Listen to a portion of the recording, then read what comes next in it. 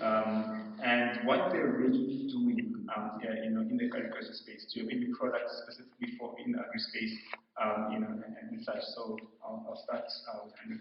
Thank you, Mr. Moderator.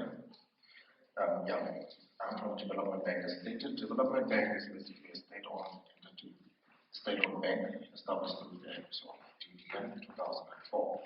So it's been existing for about 18 years now.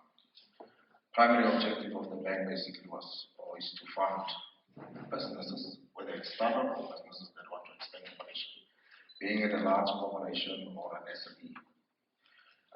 Particularly in the space of agriculture, the DBA does not participate in primary agriculture. That we leave it for the space of AgriBank, sister organization to DBA as well.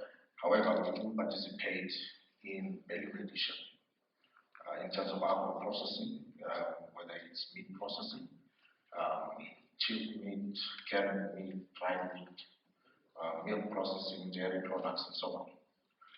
If you look into crop production, you're now looking at milling type of business activities that we finance, being maize, mango, and all those. The bank also basically does agro into agro industry. It's basically to support the agriculture industry in terms of funding businesses that are into producing feed or fertilizers, packaging and transport and logistics in terms of transporting items from one place to another. So at the moment, we are not participating in primary agriculture, but the value addition part of the DBA plays into. However, we also do co-funding with other institutions like AgriBank, where they can fund the primary part in acquiring the farmland and so on, and then DBA comes up with basically funding the implements and the value addition part of it. Projects that DBA has been involved in, if we look at Spitz,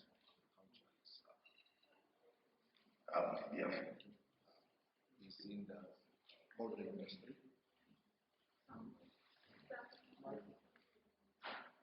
Just some technical issues.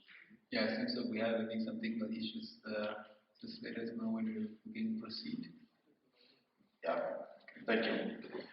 Projects that we're primarily seeing as DBA that we're funding range from in the poultry industry, being for meat, for poultry, or for eggs, abattoirs that has been financed, meat processing plants, and then the other part as well, which is charcoal and wood production that the DBA has played into.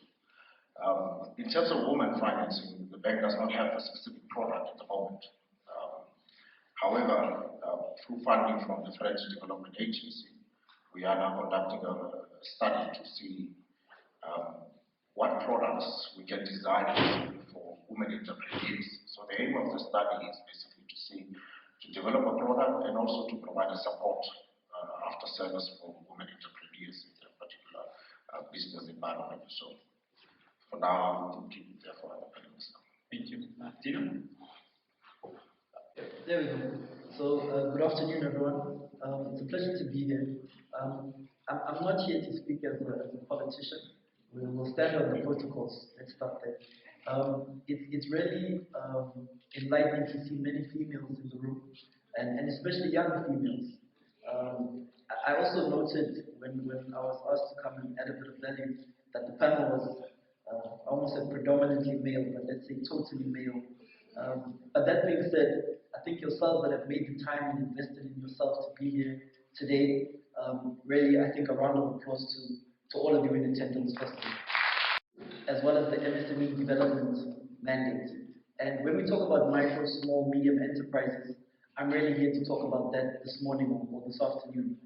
Access to finance, I think any of you as entrepreneurs or business owners will say it's probably the biggest obstacle to scale your operations. I almost don't refer to small businesses as MSMEs, we refer to them as scalable businesses.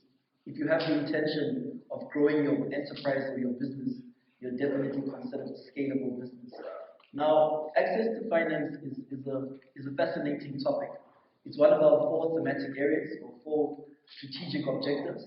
So access to markets, access to finance, capacity building, as well as ideation, which is a space our moderator knows all too well about. But under access to finance, I think the starting point is formalize your business. When you're not formalized and it's an informal business making money, it's very difficult to access legitimate funding. And I'm sitting with colleagues from the banks. If you're not a registered business, it becomes almost impossible for, I almost use the term formal financing. But I want to share one or two ideas around creative, innovative ways of accessing a bit of capital. In agriculture, you don't need 10 million bucks to start operating. You don't. You can say, Dino, but I want to operate on a different level. That's fine. This morning, I was fortunate to attend a session with the central bank, and the governor said, and I'll quote, adopt, test, and learn.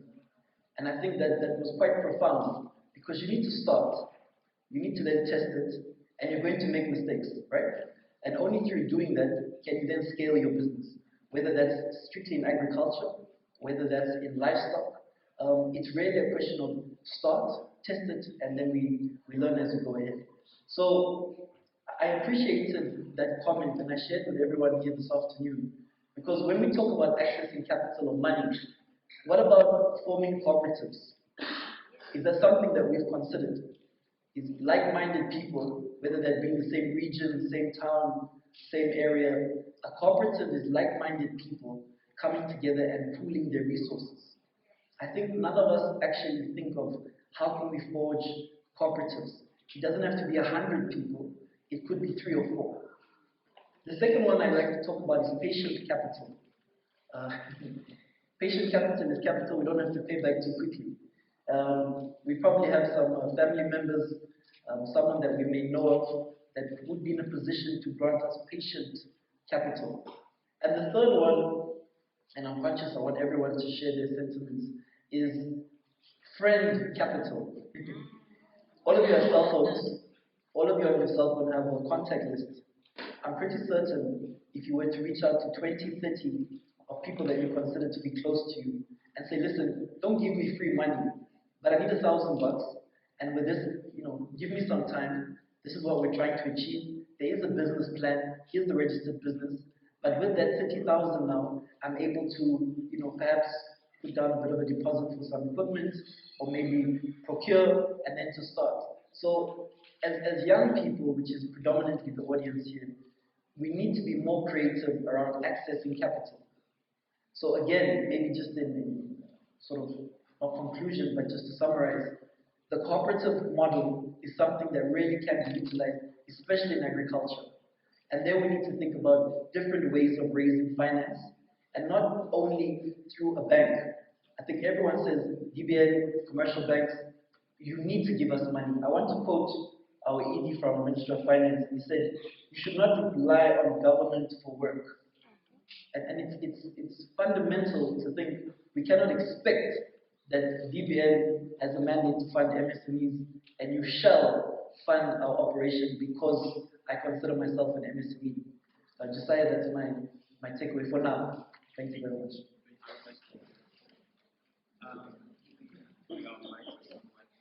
There you go. I think we disable yours to enable mine, something like that. I think, and I'll move on to the next to Dwaine. Maybe you just tell us a bit more what FNB is doing in the space of the trading space. So, good afternoon, everyone. So FNB I'm also, yes. Okay, sorry. I'm also fortunate to be a speaker here today, and it's such a privilege to be out of the banking space because that will determine which type of finance you're going to use sitting here. So to start off like that, FNB is a known bank, and we are a commercial bank, and we are a listed bank as well. So meaning, some of you may be shareholders of FNB, and you want a return on your money. So I need to start there to say that FNB is a business. It's not a grant business, it's a profit-making business.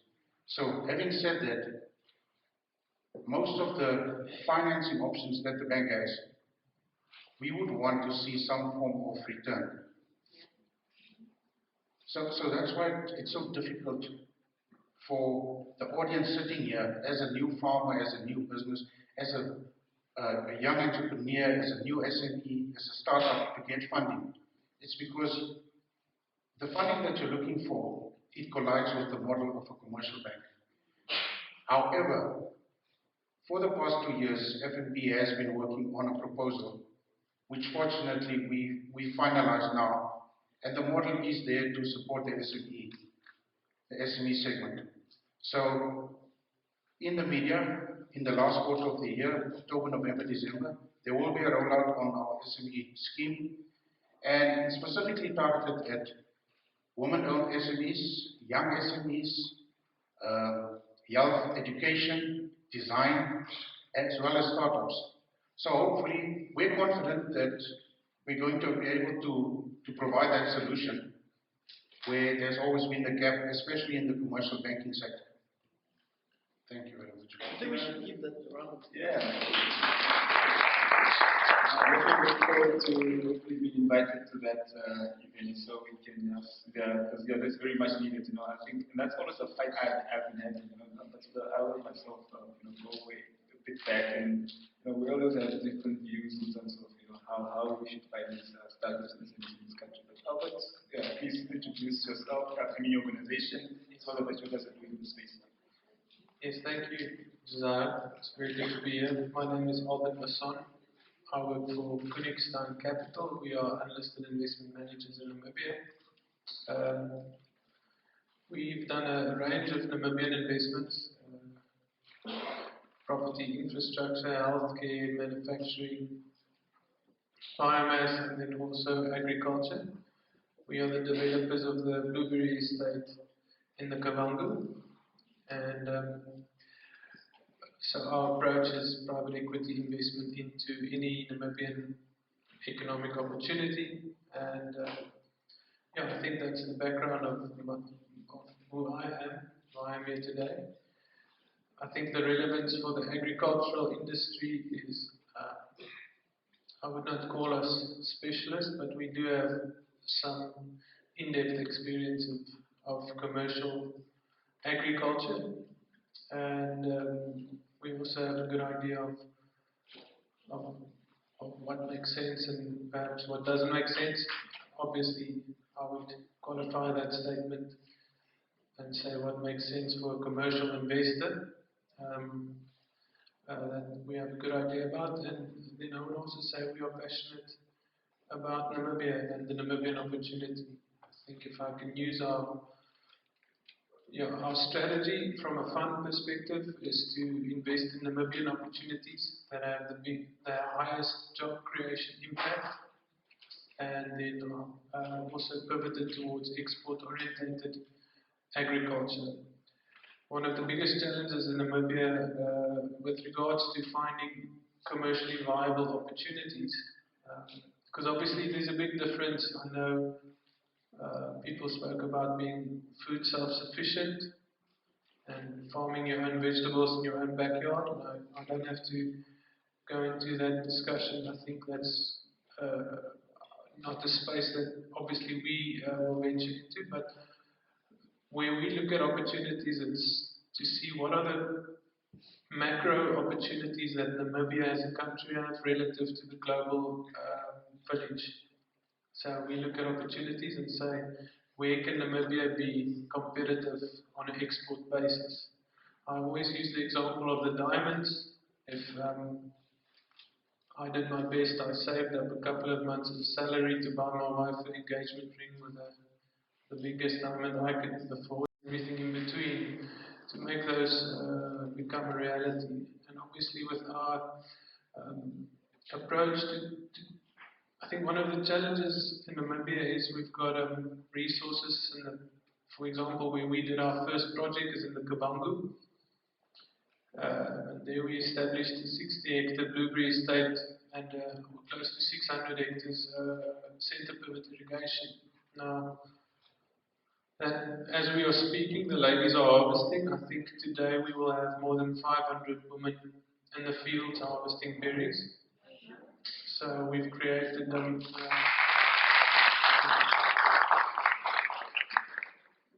for us, obviously, that's a big focus point, is to identify these economic opportunities and to try and develop these assets and export-oriented businesses in the communities where the unemployment is high. So we've taken the Mshari community where there was no formal work opportunities available, and like I said, I think we've created over 100 permanent jobs, and in season now it will be 500 to 800 at peak. I think we'll add another 100 people next week and perhaps another 100 after that.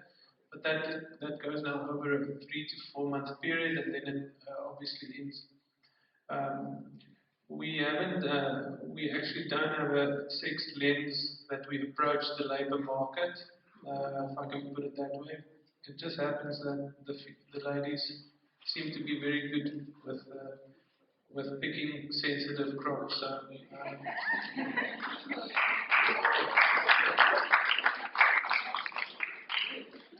they know how to use their hands when it comes to delicacies. So we are very grateful.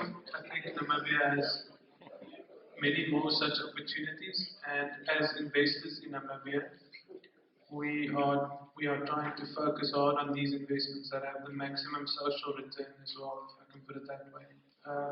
But obviously we need to be competitive on a global platform. Nobody wears a Namibian t-shirt when they buy our berries in a shop in Hong Kong or even India, where we're exporting to now. We're doing a lot of product to Europe. So nobody is Namibia-centric when they pick up a berry pallet. All they look for is quality and price.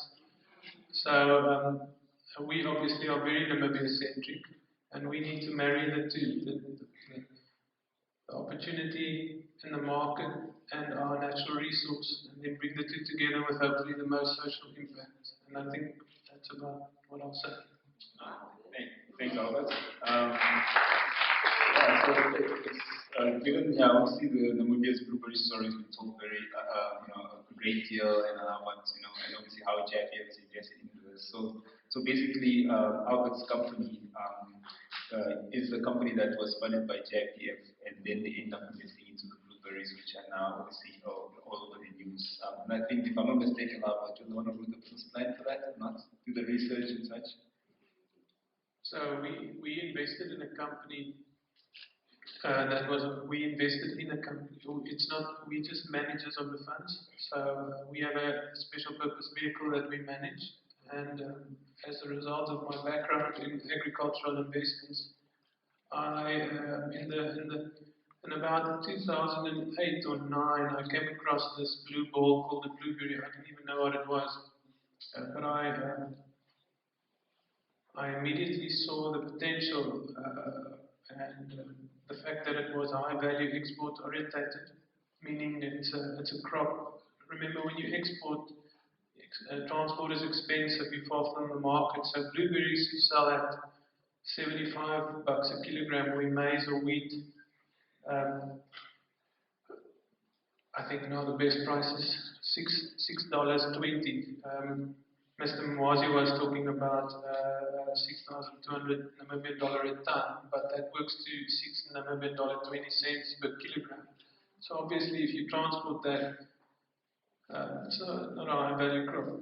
So transport has a big impact in your competitiveness globally. So that's why I then thought, okay, obviously a high value crop means southern hemisphere, northern hemisphere, you can have complementary seasons. So like the table grapes, which is and the dates, which is fantastic for Namibia, you have an ability to export. And then obviously of job creation.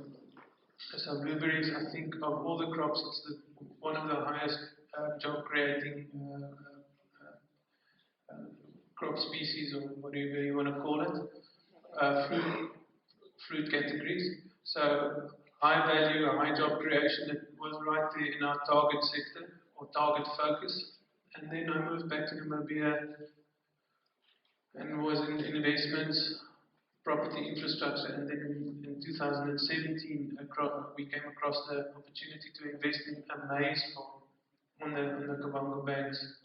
And then it was almost everything coming together so that I'd already have all the market experience. So as an investor, we could introduce the company that we invested into this product. Okay, thank you, Albert. And obviously, the reason why I kind of highlighted this was because obviously I see there's a lot of young individuals in the audience. I'm also young, but also youth.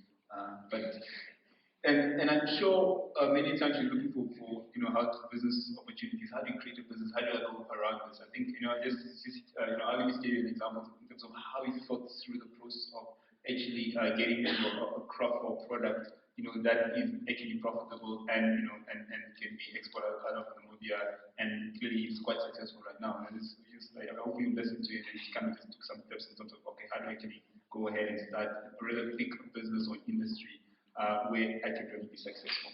But moving on, I want to ask, Dwaine here. So basically, you being a bank, and I think FNB is probably the largest agri portfolio of all the commercial banks in the country. So I'm sure you've seen a lot of opportunities, but as well as a lot of challenges in terms of funding these opportunities that come to you. Maybe just talk us through those. What are the opportunities that are currently in Namibia in terms of agri space, as well as the challenges you find in terms of finding them, and how would you then, make advice in terms of unlocking opportunities given these challenges? Just to give context of the agricultural sector contribution towards Namibia, the Namibian rand value for 2021 was 6.7 billion. So that's the value of this basket that we have. And livestock, because livestock is traditional farming methods in Namibia, livestock has been contributing the majority of our agricultural sector income at 55%. But what we've seen is the other sectors, such as poultry, fresh produce, agronomy, there has been growth in those sectors. So coming back to opportunity, going back to the leading sectors, I still believe that there is still opportunity within the livestock sector. Because we have such good export markets, there's still opportunity for growth. But from a more clear point, secondary agriculture becomes critical as well. And I'm glad that DBN does the secondary agriculture, because the figures I gave now, that was just primary agriculture. But globally, the world is moving into smart farming. They're moving into diversification.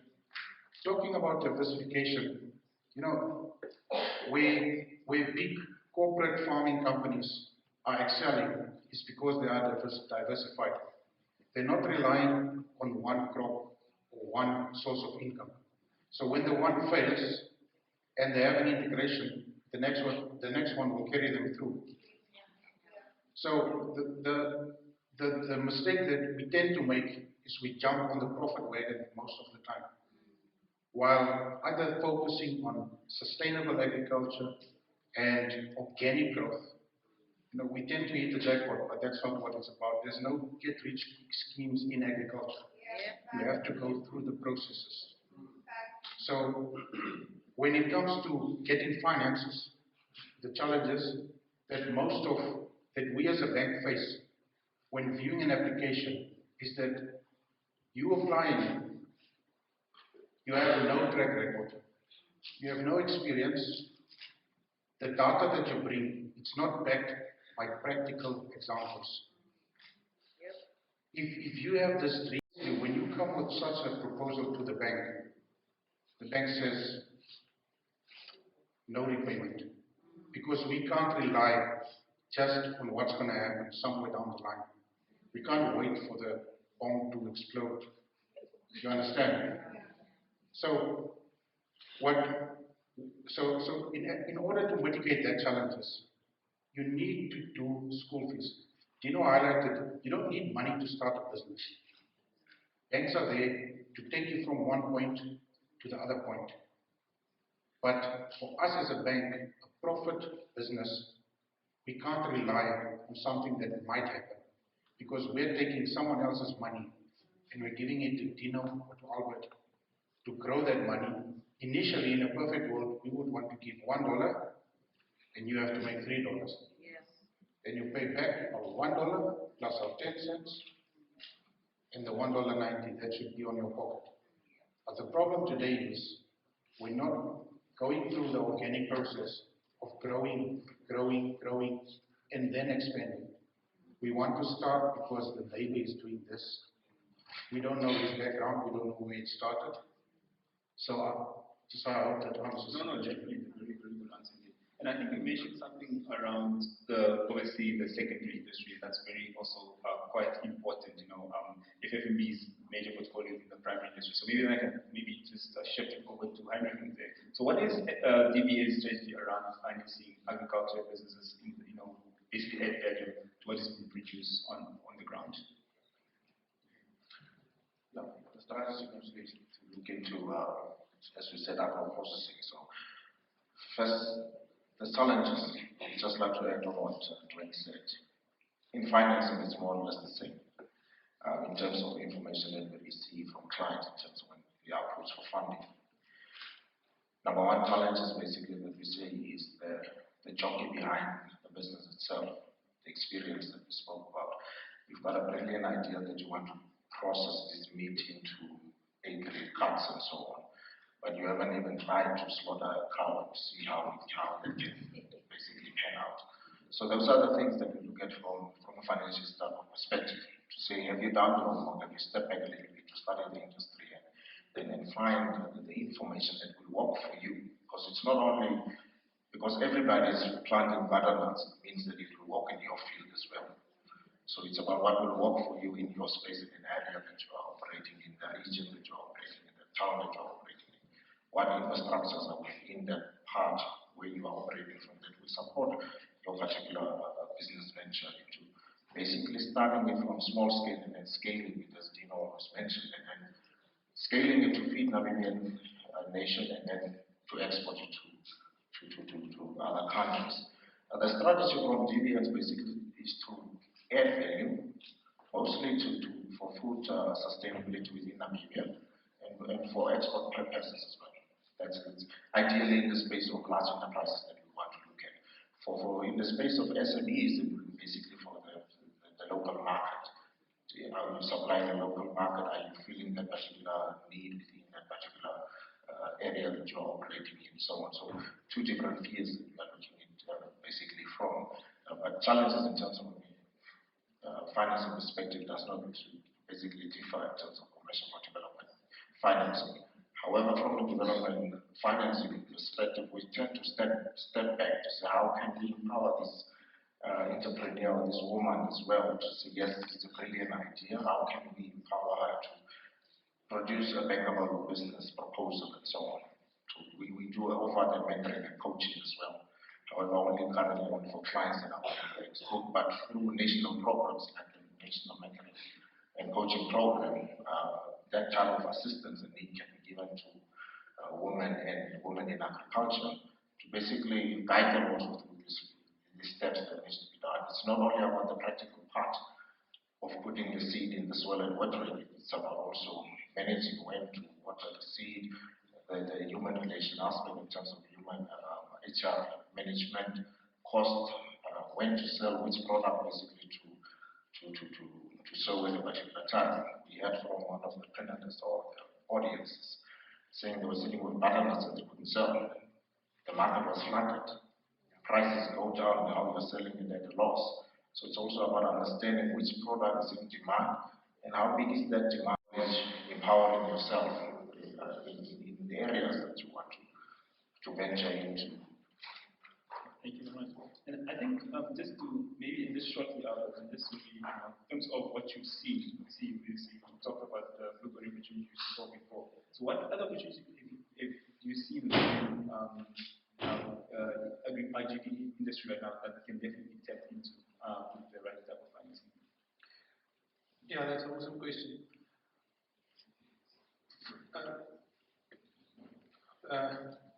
It was Mr. Brandt that said, "Where's the bodyguards to escort me from the building?" Mr. Brandt, I will work with you. You must be my bodyguard then. No, the reason I make that joke of an introduction is because it might not be what you are thinking it is. And it might not be available to you or me. Even the Blueberry project, although I had all the knowledge, all the market information, a relationship with the genetic providers, contacts with off-takers, I myself didn't have the capability or funds to pull off that project. Economies of scale in agriculture is becoming critical. So I want to manage expectations as well. The idea that everybody sitting here will become a mega farmer is unrealistic. It's not something, you have to in life give yourself achievable goals. That's not, in my opinion, always the most achievable goal. Obviously, someone in this room might do it. But if you have to develop a success rate, maybe there are 120 people in the room, I would say it's not a great strategy if only 1 out of 120 can make it. So I want to curate my approach so that the result is the most economical opportunities for the most people relative to the limited resources available. So we want to invest in projects that create career opportunities, if I can put it that way. That doesn't mean that you will harvest your own tomatoes and call yourself a farmer, but I do think, almost like in lockdown, everybody started baking bread.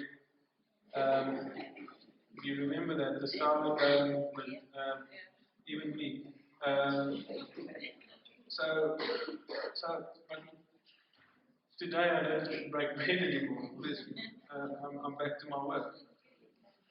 So we need to create careers and jobs. That's what it's about. The fact that it is in the agricultural industry is obviously, it's good. And the fact that Namibia has an untapped agricultural potential is also good.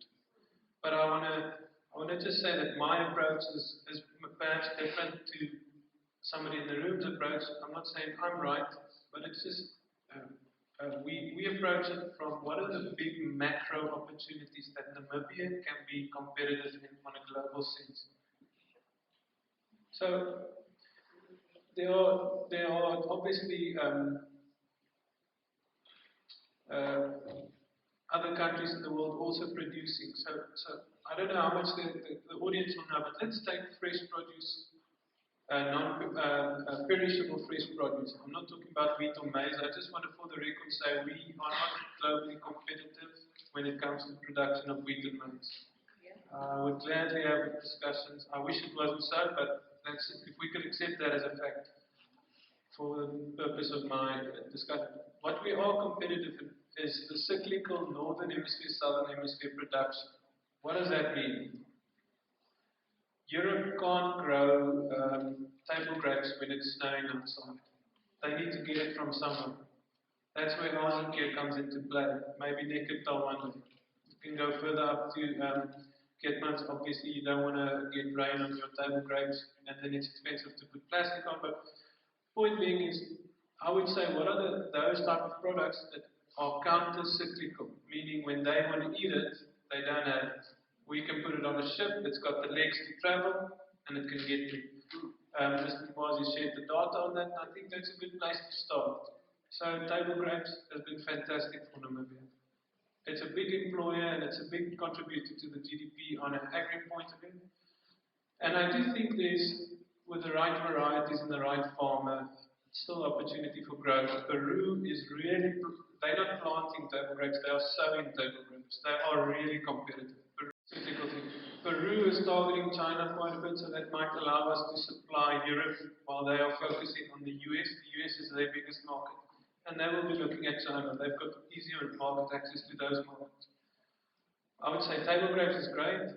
Dates, there was a bit of a honeymoon phase because our production window coincided with Ramadan, so we got some good prices. But long term, I still think dates are good for Namibia. Why? You have to look at your climate. Namibia's got a harsh climate. People think that hope there are no Kabangus here, or if there are, please. I hope there are Kabangus here, number one. Number two, I hope the Kabangus don't take this personally. The soil is not good in the Kabangu. It is a good substrate, but for growing cash crops, it's not good. It's sandy, it's got no moisture retention. So that's why you will say, if it's a dry year, or you will see in the dry year, it's devastating, the mango fields, because the soil has got no capability of keeping moisture. So it's actually, people talk about we've got good soils, it's actually very poor soils.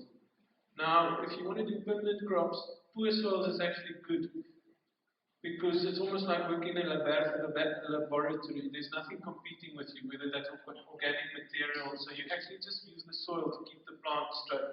And then you add everything you want, you give that through the drip.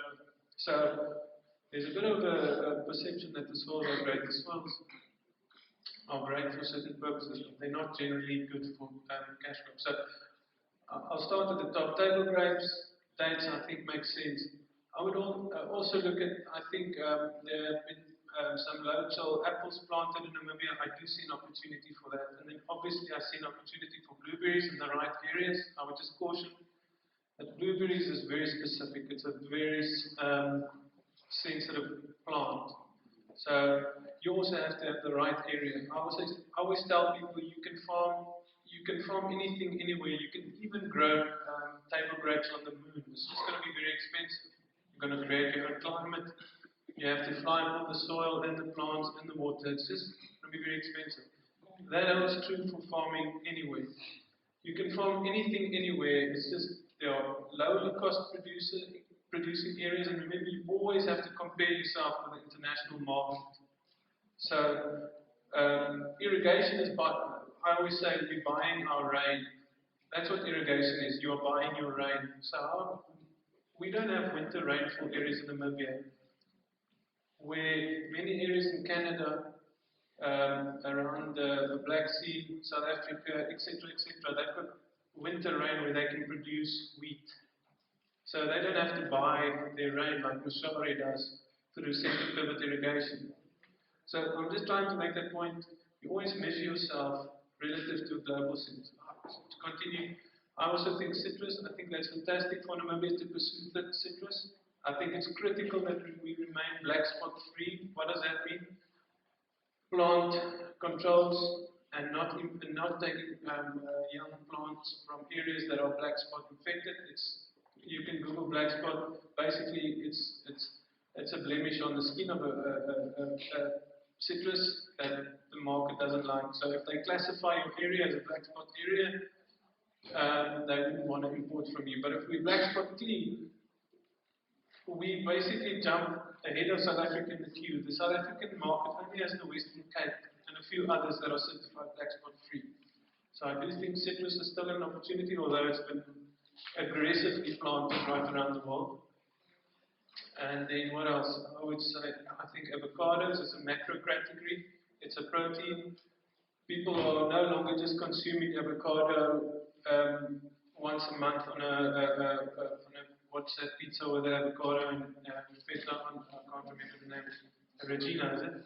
No, I don't know. Anyway, people are now moving with avocado into a daily diet. So I see avocado consumption growing even more.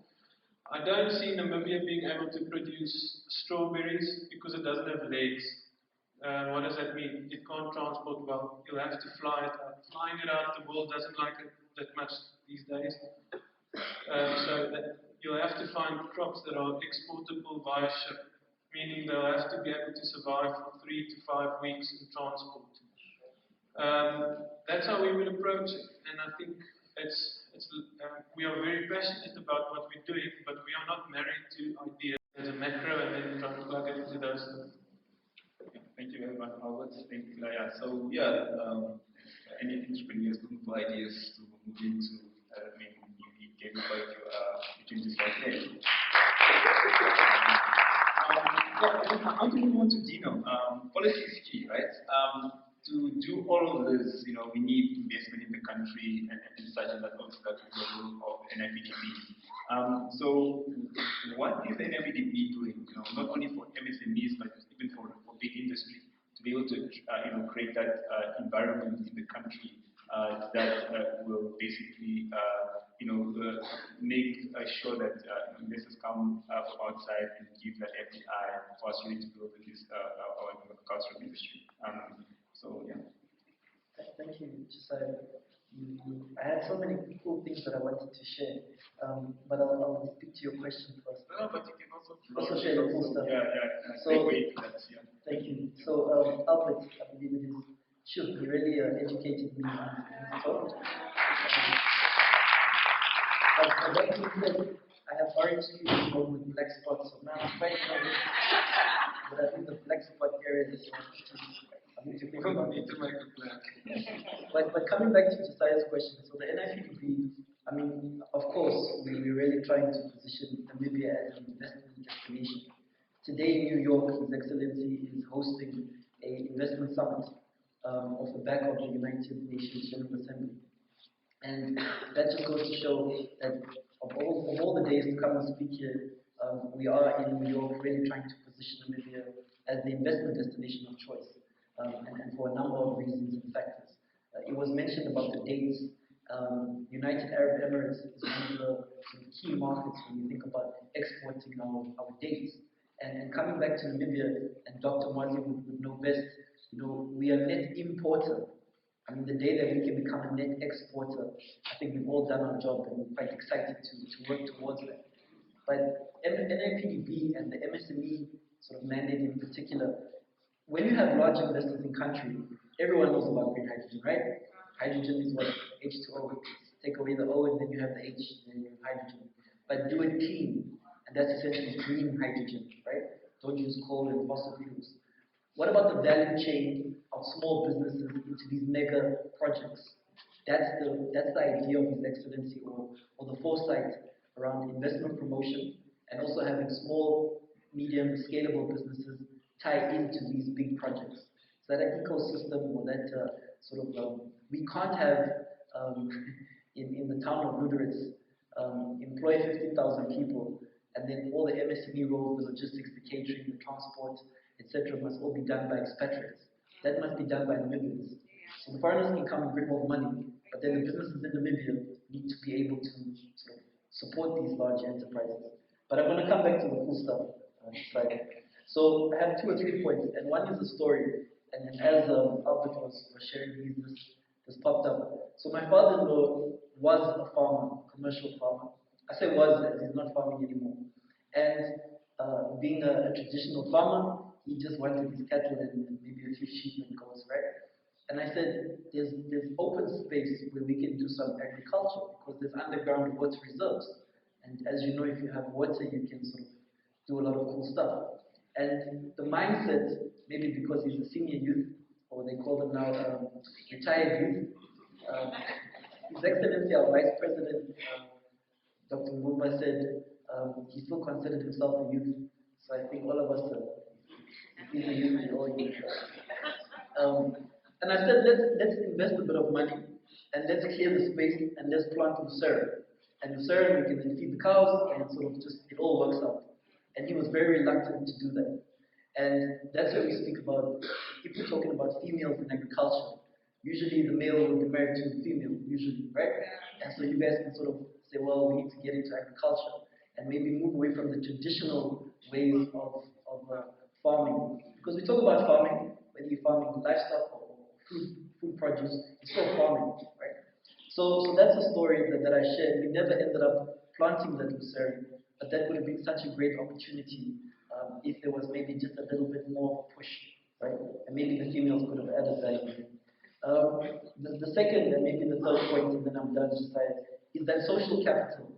And I digress from the reason we're speaking here this morning. Is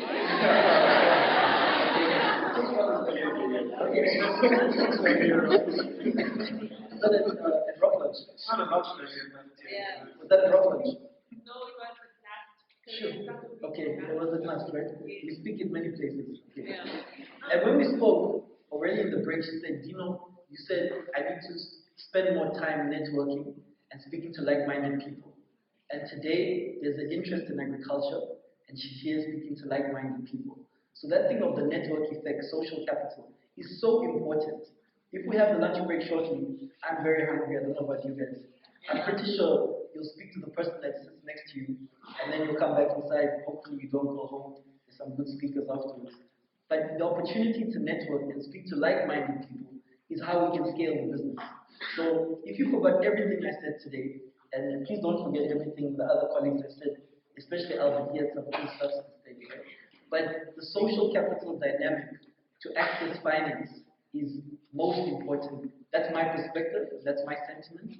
But if we are able to forge those cooperatives, I assure you, within that bigger circle, there'll be more means for access to capital. And then you can accelerate and scale your operation. I think, one more thing to say. So the business plan, if I was in your shoes, I'm a small entrepreneur, right? But if I was in your shoes as an entrepreneur, male, female, youth, non-youth, I wouldn't even do the business plan. I would go straight to DBN and FNB and say, how do you want my business plan to look like? And then I would start working on it based on how the financiers want it to be. So we're not saying don't start your business. We're not saying don't start operating. But also let's be a bit smarter in how we go about it, right? A business plan that's thorough. We talk about unlisted asset managers. There's a lot of money in country. If you have a really, really good project, you will access finance. I assure you of that. But that business plan, DPN offer that service.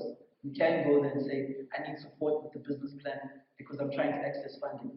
And hopefully Henrich will still have an opportunity and he'll tell you young professionals have a preference of accessing public funds.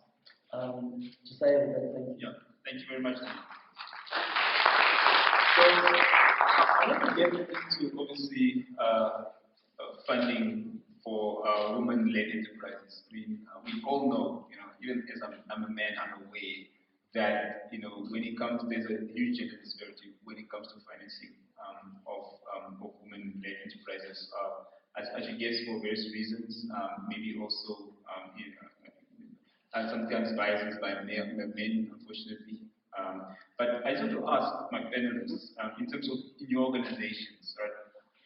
What are you doing to really bridge that gap, right? And what are the reasons you see, or rather you believe as to why that gender gap still exists, in terms of male-led organizations still benefiting more when it comes to on the financing side than women-led organizations. Basically, number one, why do you believe that's the case? Number two, what are you doing currently as an organization to transform and make sure that there's more equality and gender parity when it comes to financing? I'll start with Henrich and then end up with Albert. Thank you, Jesaya. My opinion on that is basically women have been seen primarily as nurturing and taking care of home. Men go out and venture, take the risk out there and so on.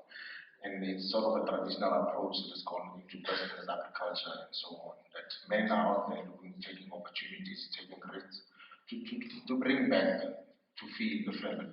Women will make sure that the food is prepared correctly and so on. Now we are stepping out of that, basically to say that women want to take that further risk and so on. So primarily it's basically from culture where we are coming from, that women are only now starting to come into the space of agriculture, into the space of the mainstream of the economy as well. In the agricultural space, you see women are probably just farming or producing produce for local consumption, household, and whatever surplus is there, they share it with the neighbors. Now we want to move out of that bracket, and it's initiatives like this that are basically pushing you towards that direction, and direct interventions that needs to take place to say there are opportunities for women, being it in the agricultural space, being it in any other economic activities or economic businesses that they want to do. This is a development bank directly, but currently we don't have a tailored program to say this is the preferential rates that we are giving. This is how we are relaxing the condition in terms of maybe collateral requirements or information that we might need for some of the businesses that we might want to set up.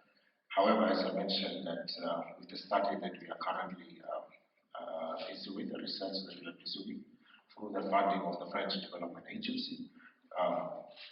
There are two aims basically for that study or research. One is to study on low-cost housing.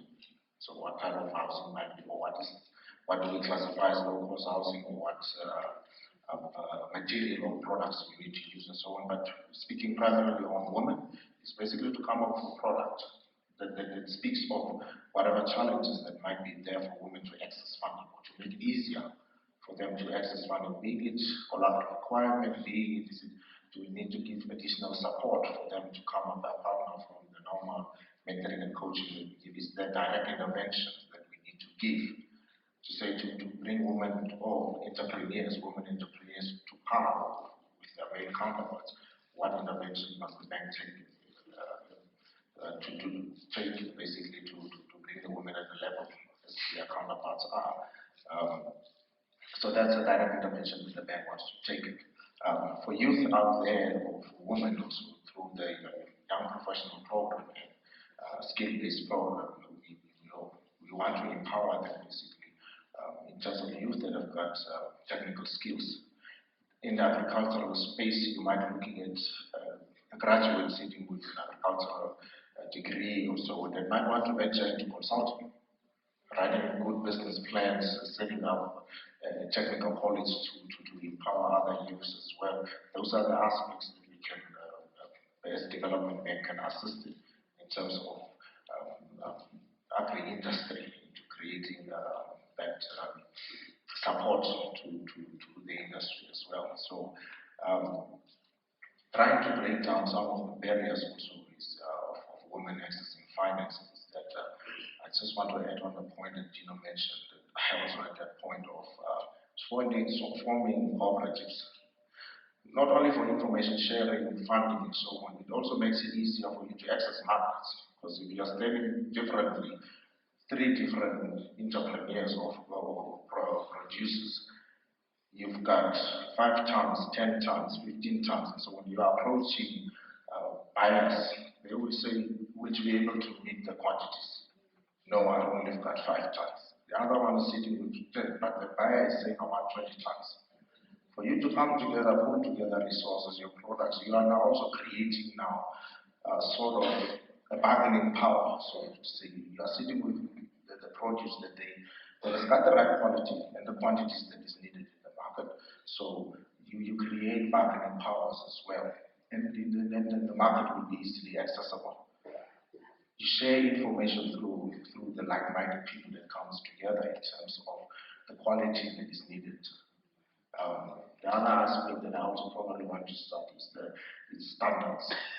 For buyers to take up a market, you need to know what is the standard, what is the requirement within the market in terms of the produce that you're going to produce. We cannot just say tomato is a tomato, it's different sizes, there are different types of tomatoes as well. So what are the standards that the market is looking for, whether being it local or being it for export purposes? So trying to bridge that gap, getting back to the question, trying to bridge that gap of getting women to the forefront also in terms of finding and so on. Yes, it will take some time in terms of information sharing, direct interventions like this to basically bring women to power as well.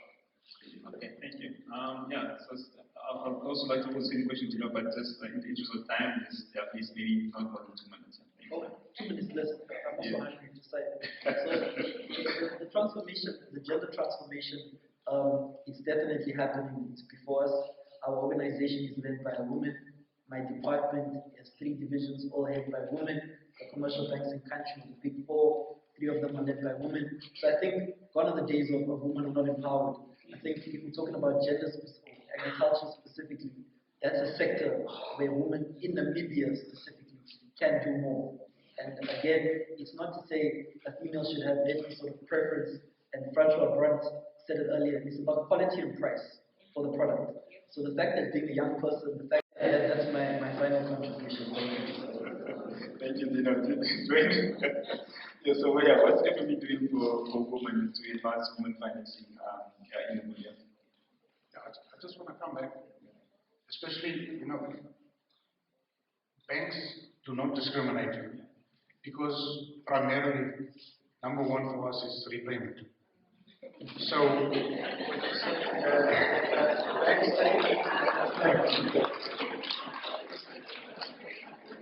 so gender does not pay the loans. Profits, cash flow, that pays the loan. So coming from that side, I agree with Dino and I agree with Henrich as well. It's not that women are not having the access. It's just, traditional and cultural beliefs and trends is the main cause. Traditionally, assets are normally passed down from one generation to the next in the male path. So the eldest son will get the house or the farm or the vehicles. And from a banking side, that's the things that we look at. We want to know if they talk about a black swan event. If all else fails, how will we get our money back? And that's the problem with coming to the bank with your cell phone and a pen. However, we've had finance where, when you meet a client and 3 years later, he'll come back to you and then he'll give you a file and he says, there's everything. And most of the time, that finance is successful. And it's not because he gives you a file, it's because for 3 years, it's coming back to what Dino said. That lead to decisions, or do you disagree? Not please. Thanks, Jesaya. I think I'll stick to investments and leave those things to people that know more about it than I do. Obviously, humans have been traversing the earth for thousands and thousands of years. They've figured out ways how to cooperate and how to function. The roles in a family have been formed in certain ways, and I'm open for whatever somebody wants to spend their time on. And if what I can say is that, maybe the executive director, Ms. Kitu Wamata, I think it is. I can't remember. I might butcher that name. Forgive me, please, in absence. But she said something about men went hunting and women stayed at home and actually domesticated stuff. So I don't know if always people realize the unintended consequences of actions. But we are in a world and it is the way it is. So I think at Koningstein, what I can say is, from a principle point of view, we believe that healthy families are the backbone of a healthy society. And that one of the things we identified was, I'm not saying this in any way to be critical of migratory labor, but the reality is the economic engines worked in the communal areas. So you would have the husbands, the men, they would go to Walfish Bay and work with in the fishing industry or go to Oranje. Some of them were lucky enough to be able to move their family with them, and we all know people that went to Oranje school, and I think it was fantastic what they were able to do there, but there's still been this migratory labor that has impacted the family structure. So I think from a conviction point of view, that was one of the reasons why we wanted to do something economical in the Kavango, to give an alternative career opportunity for somebody that wants to stay in their community with their people. Now, unfortunately, it's not. Life is tough. Sometimes you have to go with the job. So I'm not criticizing anybody that moved from Okahanya to wherever for a job. That's life. But what we did identify, so let me rather approach it from how we saw it. We saw that obviously there are big communities in the north, there's water, there's land, and then obviously the employment. So we specifically did this investment with a high job creation, knowing that the benefit of this would be the employment of a bunch of ladies living in those communities that currently have no form of income. So for us it was a big driving factor, but it's difficult to say that was the main concern. or focus, but it was definitely a big consideration.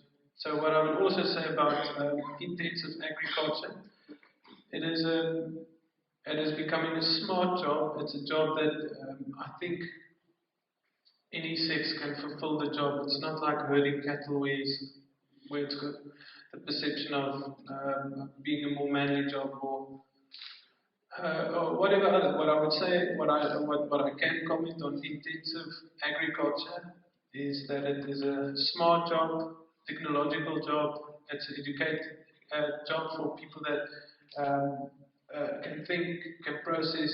It's a job that gives career growth opportunity, and we've got 2 production managers currently at Mashari. The one is a lady from the Kabanga, the other one is a gentleman from Grootfontein. So we see those boundaries disappear where we operate, and I would welcome any lady that is here today that is interested in I want to punt my company a bit further. If there's anybody interested in a career in permanent crops, or still considering what to study, please consider horticulture. It's a fantastic career opportunity. Please note though, you can't do it from Windhoek. You have to be actually where the plants are, and that's I think that's some of the challenges we also have. People want to live in Windhoek but farm in the Rundu. I don't know how you're going to do that, but anyway. Right, thank you. Well, of course, in the interest of time, unfortunately, can't take any more questions. But I think just to to summarize, in terms of what has been discussed, I think there are opportunities as you heard in the agriculture space. You may just put your eggs in a row or ducks in a row. You just cannot expect financing from the banks or from an equity provider just because of you have this great idea but don't have all the other requirements in place. So please do your research and make sure that when you approach them that you actually have everything in place you need to acquire the financing. So I think that's it from my end. Thank you very much, panelists. This was a very great, engaging discussion. I'm sure the audience really learned a lot. And as we obviously go off the stage right now, if you have any questions, you can have an opportunity to ask now. Approach our panelists, ask, and I'm sure they will be more than willing to engage you. Thank you very much.